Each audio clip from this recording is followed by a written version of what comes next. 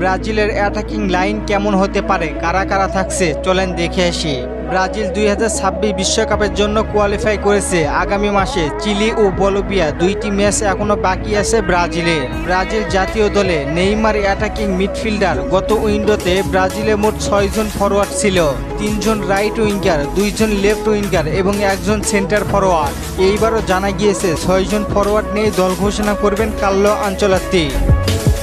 Right winger হিসেবে জাতীয় দলে জায়গা পেতে পারেন রাফিনহা। বার্সেলোনায় এই উইঙ্গার দুর্দান্ত ফর্মে রয়েছে এখন। আগের স্কোয়াডে ছিলেন, এবারও থাকবেন। তার বর্তমান সময়ে পারফরমেন্স ব্রাজিল দলের জন্য যোগ্য করে তুলেছে তাকে। তার সাথে দলে জায়গা পেতে পারেন এস্তেভা উইলিয়াম।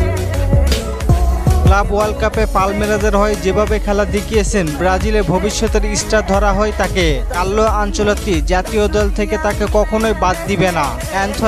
অ্যান্থনি গত স্কোয়াডে ছিলেন, যদিও তাকে মাঠে নামানো হয়নি। তবে এইবারের স্কোয়াডে থাকলেও থাকতে পারেন। পারফরম্যান্সের ঘাটতি থাকলেও আগের বিশ্বকাপ খেলার অভিজ্ঞতার কারণে আবারও জাতীয় দলে সুযোগ পেতে পারেন। রদ্রিগো রিয়াল মাদ্রিদের বিশ্বকাপের ম্যাচে দেখা যায়নি বললেই চলে। সাম্প্রতিক সময়ে জাভি আলোনসোর অধীনে গেম টাইম কম পাওয়ায় এবারে স্কোয়াডে তাকে নিয়ে রয়েছে সংশয়। জাতীয় দলে ডাক পাবেন কিনা কার্লো আনচেলত্তির উপর নির্ভর করবে। লেফট উইঙ্গে সবার প্রথমে নাম আসবে ভিনিসিয়াস জুনিয়রের। সাম্প্রতিক বছরগুলিতে ব্রাজিলের অপরিহার্য অংশ হয়ে উঠেছেন তিনি। ভিনির পারফরম্যান্স এবং অভিজ্ঞতা স্কোয়াডে রাখবেন কার্লো আনচেলত্তি। ভিনিসিয়াসের সাবস্টিটিউট হিসেবে থাকতে পারেন গ্যাব্রিয়েল মার্টিনেল্লি।